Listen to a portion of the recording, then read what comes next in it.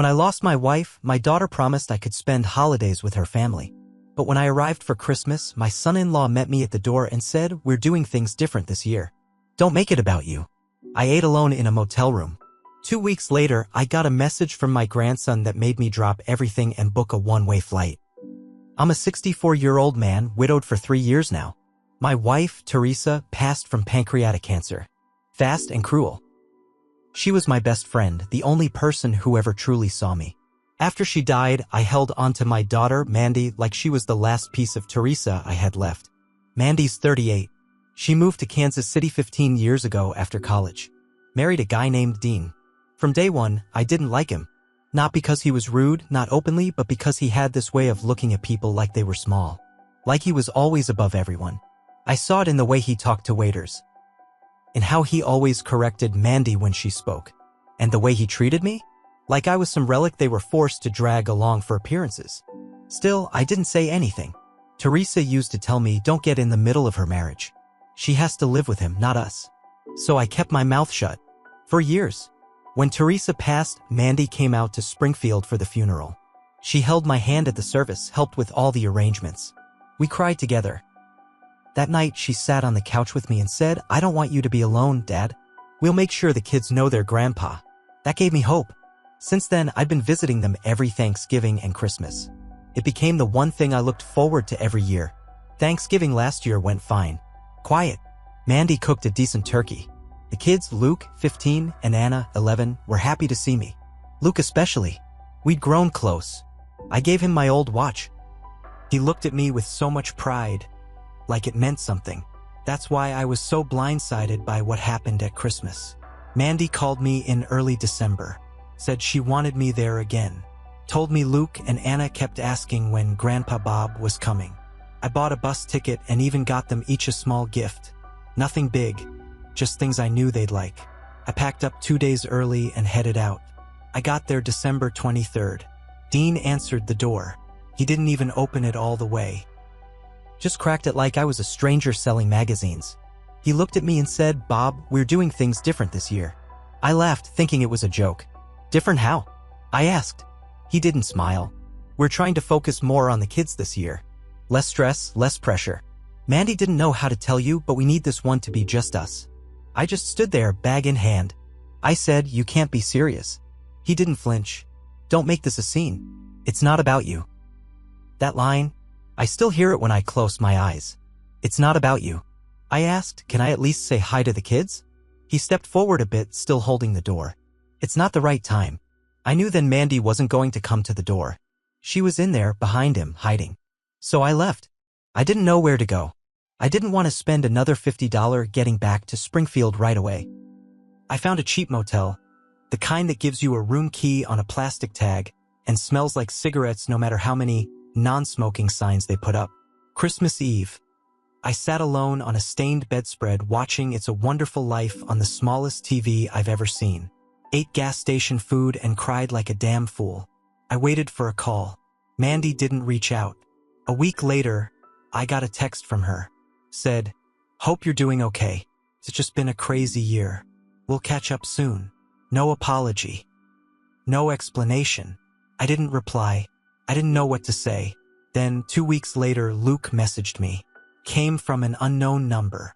His friend's phone, he said. "Grandpa, I need to see you. It's not okay here. Please come. Don't tell Mom or Dad." I froze. I tried calling the number. It rang once and went dead. I texted back, asking if he was safe. No reply. Then, later that night, around 2 in the morning, I got another message. "Please just come. It's worse than you think." I didn't sleep. Next morning, I called my buddy Harold from the VFW, told him I needed him to check on my place for a while. I booked a one-way flight to Kansas City and packed everything I could into one duffel. I didn't know what I was walking into, but I knew my grandson was in trouble. I was going to find out what the hell was going on. I just didn't know how deep it really went. I landed in Kansas City around noon. Didn't tell anyone I was coming. Didn't rent a car. Just got in a cab and gave the driver their address. My heart was pounding the whole ride. I kept hearing Luke's message in my head. "It's worse than you think." When I got to their neighborhood, I didn't go to the front door. I waited across the street, behind a row of parked cars. I wanted to see if Luke would come out like he said. I waited almost an hour. Then, the side garage door opened. It was Luke. Hoodie up, head down, walking fast like he was sneaking out. He looked both ways and started heading down the block. I stepped out and waved. He froze, then ran to me. "Grandpa," he said, out of breath. "Thank God." I pulled him into a hug. He didn't let go for a long time. We walked to a nearby park. It was cold, wind biting, but Luke didn't seem to care. Then he started talking. He said things had changed after Thanksgiving. Dean started getting stricter, meaner. Took his phone. Grounded him for no reason. Said Luke disrespected the house because he wanted to spend time with me instead of going to some tech conference with him. Then it got worse. Dean started yelling at Mandy more. At night, behind closed doors. Luke would hear them screaming. Sometimes Anna cried herself to sleep. I asked if Dean ever hit anyone. Luke shook his head but said, "Not yet." That hit me hard. He said Mandy just gave up. Started drinking wine every night, stopped asking questions, stopped standing up for them. It was like she disappeared. The reason Luke messaged me? Dean threatened to send him to military school next year. Said he was soft and too emotional. He wants to get rid of me, Luke said. He says I'm turning Anna weak too. Grandpa, I'm scared of him. Anna is too. I was shaking. I wanted to storm that house and rip Dean apart, but I knew I had to be smart. I asked Luke if he'd told anyone else. He said no. His school counselor tried calling once, but Mandy brushed it off. Dean found out and took away all his electronics. That's when he borrowed his friend's phone to reach me. I took him to a diner. We got hot food. Real food. I let him eat until he couldn't anymore. Then I called someone I hadn't talked to in years. My wife's cousin, Maggie. She lived about an hour outside town, used to be a social worker. I told her everything. She told me to bring Luke to her place immediately. She said she'd help us do it right. No police yet, she said. We need proof. You try anything direct and Dean will twist it back on you. So we left the city. Luke stayed with Maggie, safe and warm. I went back to town and rented a room under a different name. I started watching the house from a distance. For 3 days, I tracked their routines. Dean left early, came home around 6. Mandy took Anna to school. Most of the time, she looked like a ghost. On the 4th day, I made my move. I waited till Dean left for work. Then I knocked on the door. Mandy opened it. She looked shocked. Pale, tired, scared. "What are you doing here?" she asked. "I know everything," I said. "I've got Luke. He's safe. But this ends now." She didn't say anything. Just looked behind her like she was afraid he'd pop out of a closet. "I'm not leaving till you talk," I said. She stepped outside and closed the door behind her. We walked to my car. She sat in silence for a minute, then whispered, "You don't understand. If Dean finds out you're here, he won't," I said. "I'm not scared of him. You shouldn't be either." And finally she broke. Started crying. Started telling me everything. It wasn't just yelling. Dean had been recording the kids, checking their phones, installing apps to monitor everything. He had control of the money, the house, even her car. He isolated her from friends. He said if I left, he'd take the kids, she whispered. He said he'd ruin me. That's when I realized this wasn't just about saving Luke. It was about taking back everything Dean had stolen from all of us. I looked her in the eye and said, "Then we fight. But we do it smart. We do it clean. And we don't stop till he's out of your lives." She nodded barely, but it was enough. I had a plan, and Dean had no idea what was coming next. I spent the next week building the trap. Quiet. Careful. No mistakes. Maggie helped me get a lawyer she trusted, someone who dealt with men like Dean before. We started documenting everything. Mandy gave statements. I wrote down everything Luke had told me.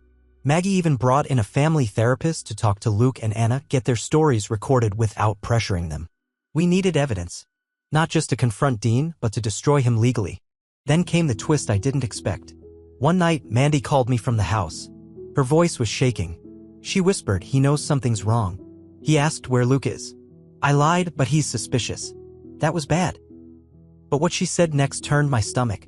He found Anna's drawing. Apparently, Anna had drawn a picture at school. It showed a man with an angry face yelling at a woman and 2 kids hiding in the corner. The teacher asked about it. Anna said it was just something she dreamed, but she looked nervous. The school called Mandy. Then Dean found out. He lost it. He didn't hit her, but he smashed her phone. Took Anna's iPad. Screamed at Mandy until she locked herself in the bathroom. That was the final straw for her. She called me from a borrowed phone while hiding in the garage. I want out, she said. I'm done. Help me. That night, we made the move. I drove to their street and waited with the engine off. Mandy snuck out with Anna wrapped in a blanket and a small duffel bag of clothes. She handed me a USB stick too. What's this? I asked. Security footage. From the Nest cameras. I found out how to pull it before he deletes it. It had audio. Dean screaming. Swearing. Threats. All on tape. I took them straight to Maggie's. Anna and Luke hugged like they hadn't seen each other in years. Mandy collapsed on the couch and just cried. Not a dramatic cry. The kind of crying someone does when they've finally let go of something they've been holding for too long. I watched her fall asleep right there, head in her arms, like she hadn't slept in weeks. The next morning, I gave the footage to the lawyer. He called me later and said, "This is gold. We're going to bury the bastard." But that's when Dean started to show his true colors. First, he filed a missing persons report on Anna and Mandy. Told police I had kidnapped them. Said I was a mentally unstable old man who was trying to tear the family apart. He even posted online. Facebook, Nextdoor, even LinkedIn. Spun a story about how his wife was suffering from mental instability and had abducted their daughter under the influence of her emotionally manipulative father. People started messaging Mandy, asking if she was okay. Some even believed Dean's version. He didn't know we had the recordings. Not yet. Our lawyer filed an emergency protection order. It was granted within 24 hours. Dean was served 2 days later. That's when he snapped. He showed up at Maggie's, pounding on the door, yelling, trying to push past me when I opened it. I stood firm, told him the police were already on the way. He looked at me, pure rage in his eyes. "You did this," he said. "You ruined my family." "No," I said. "You did that all by yourself." He got arrested for trespassing and violating the protection order. That should have been the end. But Dean was clever. Sick, but clever. He lawyered up fast and filed for emergency custody of both kids. Claimed Mandy was unstable, claimed I was abusive, claimed Maggie was hiding children from their rightful guardian. It turned into a full-on custody war. He had money, connections, but we had the truth.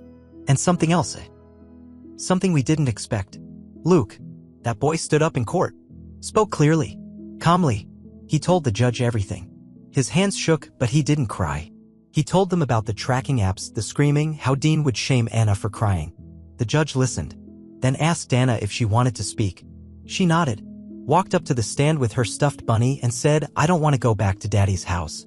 He yells too loud. Mommy is nice when he's not there." You could have heard a pin drop in that courtroom. Dean's lawyer tried to push back, said the kids were being manipulated by me. But then we played the recordings. Dean's voice filled that courtroom, screaming, threatening, calling Luke names I won't repeat, telling Mandy she was lucky he hadn't buried her yet. The judge stopped the playback halfway through, looked Dean straight in the eye and said, "You're done." We won temporary full custody for Mandy that day. Dean was ordered to undergo psychological evaluation and parenting classes before he could even think about visitation. But I wasn't done. He tried to ruin my family. He wanted to isolate Mandy, break those kids, and erase me from their lives. So I went deeper. I started digging, and I found something that would take him down permanently. Dean had secrets, financial ones, and I was about to expose them all. I wasn't going to let Dean walk away from this with just a court order. He had stripped me of my dignity on Christmas, tried to erase me from my grandkids' lives, turned my daughter into a shell, and nearly broke 2 innocent kids just to feed his control. He made it personal. So I made it final. Maggie knew a guy used to work fraud cases for the state. He agreed to look into Dean's financials for free once he heard what the bastard had done to the kids. Took him less than a week. Turns out Dean had been embezzling money from the marketing firm he worked for. Not massive amounts. Just enough to fly under the radar. Ghost invoices. Fake vendors. Stealing slowly for almost 5 years. He was using company cards for personal purchases, 2 home theater equipment, expensive watches, hotel stays that had nothing to do with business. And he was sloppy. Didn't even bother hiding some of it from his work email. I sent the whole file to his company's compliance department. Anonymously. Let the facts speak for themselves. 10 days later, he was fired. Effective immediately. No severance. But that wasn't even the best part.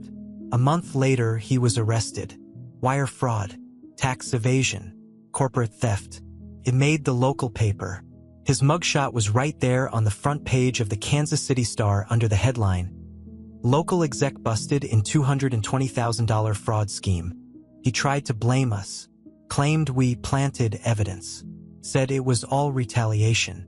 But the receipts, emails, and transaction logs were too solid.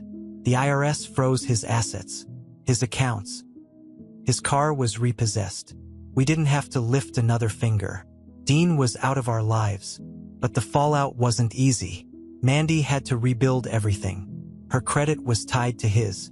Her name was on a few shady business loans he opened without telling her. Took months to clean it all up. She took 2 part-time jobs while going back to school. She was tired, but I'd never seen her so clear-minded. She apologized to me. Sat on my porch back in Springfield one evening, kids playing inside, and cried, "Dad, I let you down. I left you alone on Christmas. I was scared. I didn't protect you. Or them." I told her the truth. "You made mistakes. So did I. I should have spoken up years ago. I kept quiet for your sake, and maybe that just gave him more room to grow. But you came back. You fought. That matters. We don't pretend everything's perfect now. That's not how real life works." Luke's in therapy. Still flinches when someone raises their voice. But he's okay. He told me he wants to be a teacher someday. Said he wants to protect kids the way no one protected him. Anna's getting better too. Draws pictures of sunshine now. Smiles more. Calls me every week. Says I'm her real hero grandpa. As for me, I learned something about revenge. It's not about rage. It's not about breaking someone just to feel better. It's about restoring what they tried to take. Dean tried to erase me from my family, but in the end I erased him. Mandy got her voice back. Luke and Anna got their safety. And I got to sit at the head of the table again, this time, not because anyone invited me, but because I earned my place back by never giving up. And every year since, at Christmas dinner, Luke makes a toast. To Grandpa, he says, "The man who showed us how to fight back."